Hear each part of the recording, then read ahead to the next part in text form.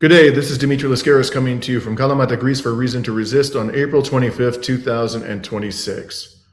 Washington's European vassals are corking open the champagne after agreeing to flushing another 90 billion euros down the Ukraine proxy war toilet. Today, we're going to discuss Europe's latest investment in defeat, as well as the newest developments in the West's war on Iran. But before we get into it, please remember to like and share this video if you find it to be informative. If you're not already a subscriber, please become one. We recently went past the threshold of 170,000. Our goal is to get to 200,000 subscribers by the end of this summer, and you can help us to expand the reach of our unapologetic resistance journalism by becoming a subscriber if you are not already one of them.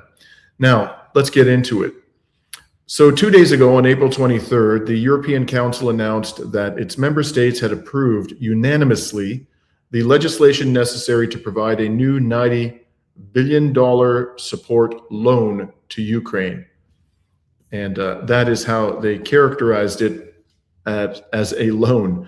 And we'll return shortly to the question of whether that is a fair characterization of this financial assistance. For now, I want to highlight that it's in its announcement, part of which is up on the screen, the European Council stated, quote, "The loan will help cover the country's most urgent budgetary and defense capacity needs in 2026 and 2027 within a robust and conditional framework. Funding will be linked to strict conditions on Ukraine's side, such as adherence to the rule of law, including the fight against corruption."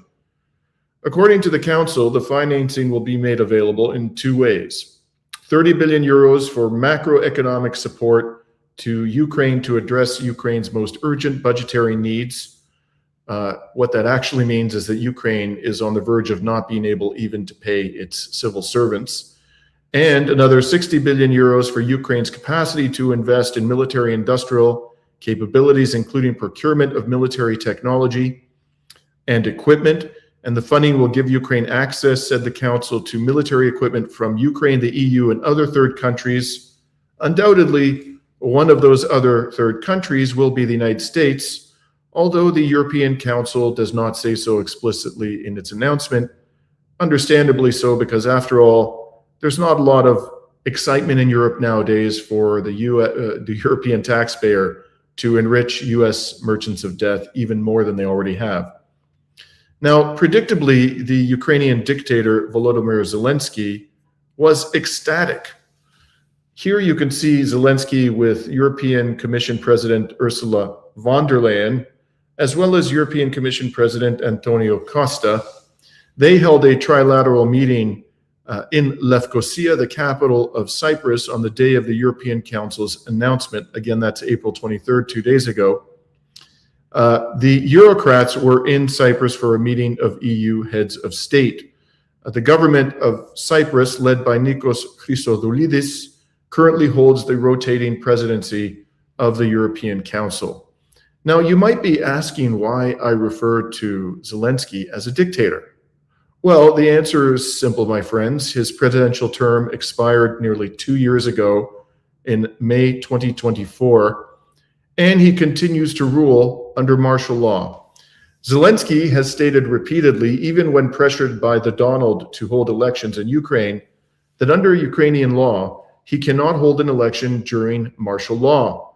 But what he conveniently ignores to mention is that he could temporarily lift the martial law for purposes of holding an election. He also ignores that many states, including the United States and Russia, have held elections in times of war.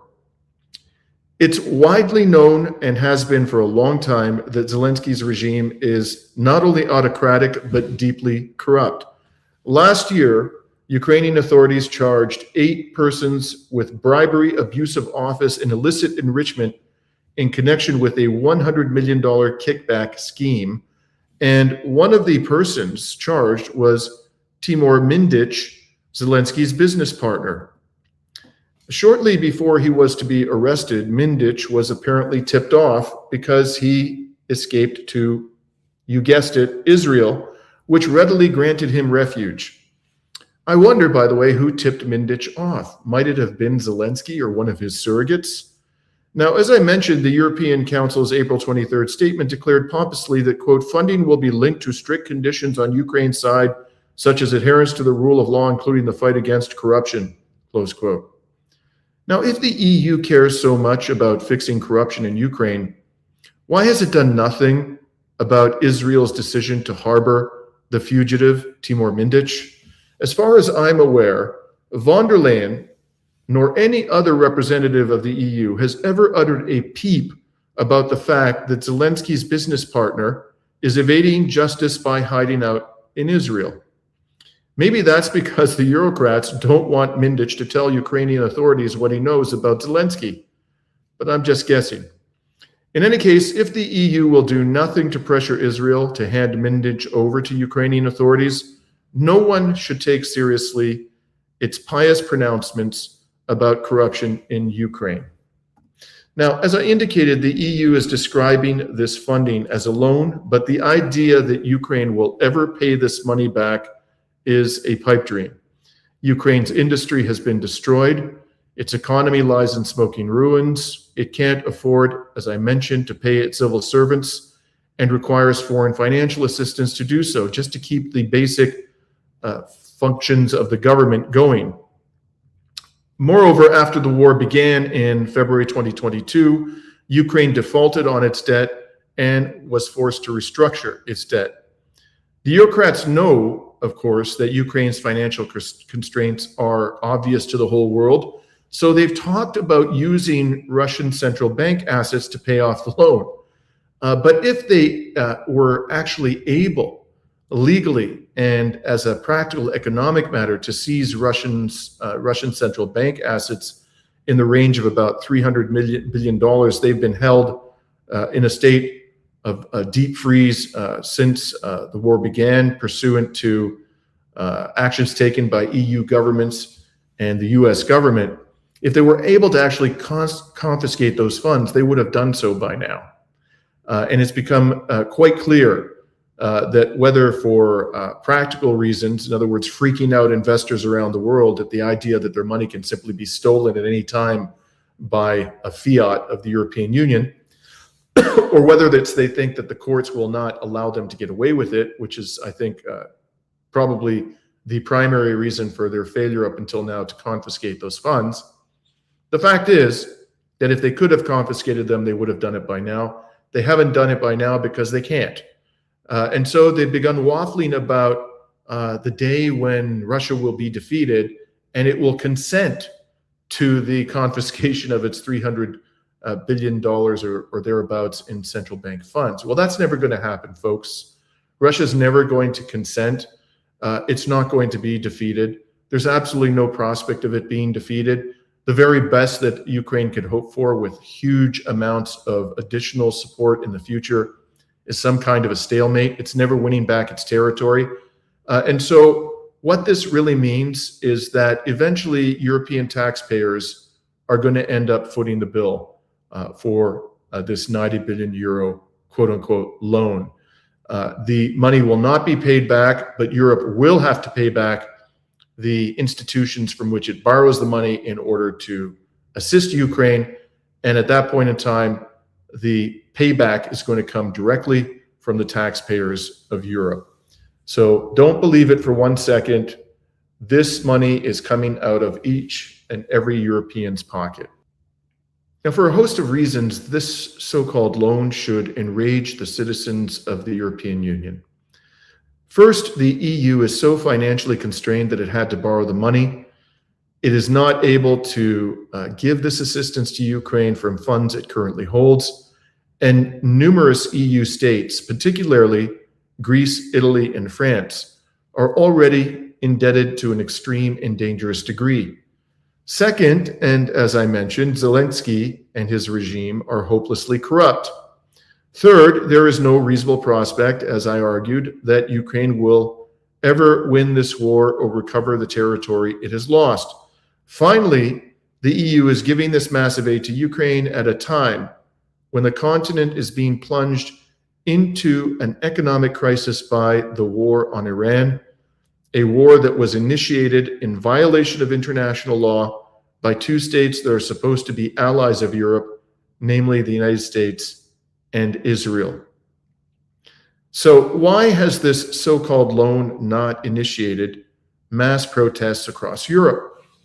Have Europeans become so propagandized about the supposed Russian threat that they will allow themselves to be robbed blind by Ukraine and complicit European governments, particularly at a time when they're going to require massive financial assistance because of an economic crisis precipitated by the United States and Israel, one that was entirely avoidable? Have they become sheep? Now, I know that some Europeans listening to this broadcast today will share my outrage. And I know there are many more of us out there across the continent today. But apparently, our numbers are not great enough to cause European governments to refrain from acting in this latest act of kleptocracy, because that's exactly what it is. This is going to be used, this money, to enrich the military-industrial complex and the corrupt Zelensky regime, and will not do one damn thing of good for the people of Europe. And as a matter of fact, it's not going to do a lot of good for the people of Ukraine either. Now, before I turn to Iran, I want to comment on a couple of other aspects of these EU meetings in Cyprus. Not only was Zelensky invited to Cyprus, but so too were certain autocrats from West Asia. They included the dictator of Syria, al-Jilani. As you may recall, it was just last year that the CIA had a $10 million bounty on this terrorist's head, but now he is being warmly welcomed across the capitals of the Western world, most recently, as you see here, by the Cypriot president in Cyprus during the EU meetings this week. Al-Jilani, as you may recall, was responsible and the forces that he commanded for a series of atrocities across Syria. The state of Syria has continued to suffer enormously under his illegitimate regime. He has done absolutely nothing to force Israel to withdraw from territory it illegally occupies in Syria. And in fact, on his watch, the amount of territory that Israel has occupied in Syria has grown dramatically, which may explain the fact that he's become a veritable rock star in Western halls of power. Not only was this reformed terrorist warmly embraced by the Cypriot president, but so too were the autocrats of Egypt and Jordan, and the representative of the Gulf Cooperation Council, which itself is made up of some of the most vicious autocracies in the world. And for good measure, they extended an invitation to Cypriots also to the leader of Lebanon, Mr. Aoun. Now, after meeting with these autocrats, terrorists, and kleptocrats, European Council President Antonio Costa issued a statement, and it related to the war on Iran. And I just want to highlight here the third paragraph. Our priorities, he's talking here about EU governments, are equally clear. One, first, to restore freedom of navigation in the Strait of Hormuz. Second, to work towards a stable and lasting ceasefire that could pave the way to sustainable peace in the region. Third, and finally, there cannot be a stable Middle East with a nuclear-armed Iran, and the European Union will continue to contribute to this objective as it has in the past. There is not a word in this statement, my friends, of criticism of the United States or Israel, despite the fact that every sensible and objective international legal scholar in the world acknowledges that this war is a flagrant violation of the United Nations Charter. It is the crime of crimes as a war of aggression. That's what the Nuremberg Tribunal said about wars of aggressions, the ultimate evil. Not only is the war itself the ultimate evil, but the US and Israel have committed multiple war crimes, dozens and dozens of war crimes in Iran, in Lebanon, and are currently continuing to carry out a genocide in Gaza. And in fact, just a few days ago, Israel, during a ceasefire no less, murdered a widely admired Lebanese journalist, Kamal Khalil. And despite all of this, as I said, there is not a peep of criticism anywhere in Costa's statement about the conduct of Israel or the United States during this war of aggression. On the contrary, Costa is perpetuating the lie that Iran seeks a nuclear weapon. When he said there cannot be a stable Middle East with a nuclear-armed Iran, he is lending legitimacy, or trying to lend legitimacy, to the one of the justifications that have been given by the United States and Israel for launching this war of aggression, namely that Iran purportedly seeks a nuclear weapon. Costa doesn't mention the fact that Iran doesn't in fact have a nuclear weapon, that the United States and Israel have been claiming for decades that Iran was on the verge of obtaining a nuclear weapon, that the Iranian supreme leader issued a fatwa prohibiting nuclear weapons, a fatwa which to our knowledge has not been withdrawn, and most of all, that Israel itself possesses enough nukes to destroy the entire region and is the only state in West Asia that is not a member of the Nuclear Non-Proliferation Treaty. All of that is omitted by Antonio Costa. So let's be very clear about this, folks. This is just one piece of evidence in a mountain of evidence that all of Europe is behind this war of aggression on Iran. I've said it before, I will say it again and again and again to make the message abundantly clear to anybody who will listen that this is not simply a US-Israel war of aggression on Iran. This is a Western war of aggression on Iran. It is being aided and abetted in a number of ways, not simply rhetorically, as, for example, in this statement, just as the genocide in Gaza is a Western genocide, not simply an Israeli genocide, not simply a US-Israeli genocide. Virtually every single Western country in one way or another, and oftentimes in multiple ways, has aided and abetted the genocide in Gaza. Now, another notable aspect of these meetings in Cyprus was discussion around the EU's mutual assistance clause. And here there is an excerpt from an article published 2 days ago by The Guardian, which says that the president of Cyprus, Nikos Christodoulidis, has called for a discussion on how to give substance to the EU's mutual assistance clause. Article 42.7 of the treaty, the EU treaty, obliges member states to provide, quote, aid and assistance by all the means in their power, close quote, to a fellow member that is a victim of armed aggression on its territory.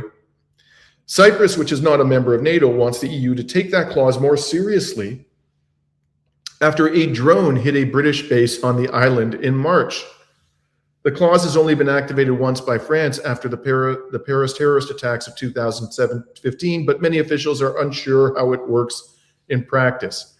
So let's break this down, shall we? First of all, I don't believe there's ever been any admission by the Iranian government or military that it struck the Akrotiri military base on the south of Cyprus, from which I have reported on numerous occasions during the genocide, and I've documented how that military base has been sending huge amounts of weaponry to Israel and other military equipment during the genocide and during the wars on Iran.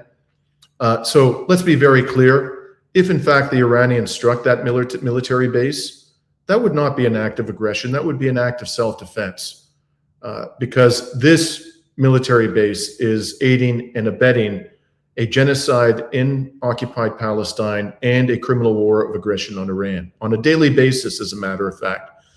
A fact that Christodoulidis, who is as pro-genocide a leader as you're going to find in the West, conveniently ignores in his public commentary.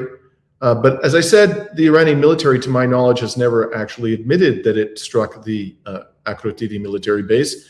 And one should not put it past Israel to have staged a false flag, or perhaps even some other European country, to try to induce the Europeans to enter the war on Iran directly and by committing their own military forces to some suicide mission, like, trying to clear the Strait of Hormuz. At the end of the day, what this pleading by the Cypriot president implicitly admits is that the British and the Americans, other Western powers who use akrotiri, are endangering the Cypriot people by using that piece of the island in order to perpetrate crimes against humanity and a war of aggression on Iran. That's exactly how the fine people of Cyprus should take this ominous plea from the Cypriot president to his fellow EU leaders. Now, in other news, Iran's foreign minister is in Islamabad, Pakistan today, and he's there to hold discussions about the ongoing war against the genocidal entity and the Epstein regime. And this, by the way, is part of a multi-stop tour that the foreign minister of Iran is doing. He's apparently also going to be going to Moscow on this trip. Now, upon learning of the Iranian foreign minister's trip to Pakistan, Trump promptly dispatched the arch-shysters Steve Witkoff and Jared Kushner to Pakistan. And you'll notice here that The Guardian, from which I screenshotted this photograph and headline, uses the word hopes for renewed Iran peace talks. It associates hope with the arch-shysters Jared Kushner and Steve Witkoff. And in fact, The Guardian and other shameless Western media outlets began to speculate as soon as they learned that the Iranian foreign minister was in Pakistan and that these two con men were heading there, that a meeting between the Iranians and the Americans was about to take place, and that direct face-to-face peace negotiations would be revived.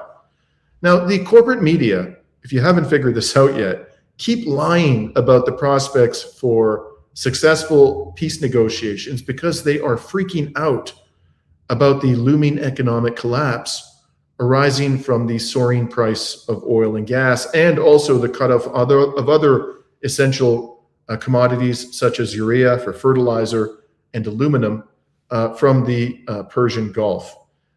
They're obviously aiding and abetting Trump's efforts to manipulate commodity markets and prevent the prices of key commodities from rising to unmanageable levels. They do this even when the Iranian government states that it does not plan to meet with the shysters or other representatives of the Epstein regime. And in fact, that's precisely what the Iranian foreign ministry did today. The spokesperson of the foreign ministry issued a statement a few hours ago, or this would have been yesterday, I should clarify, stating, "We arrive in Islamabad for an official visit. FM Arakshi will be meeting with Pakistani high-level officials in concert with their ongoing mediation and good offices for ending American-imposed war of aggression and the restitution of peace in our region. No meeting is planned to take place between Iran and the U.S. Iran's observations would be conveyed to Pakistan."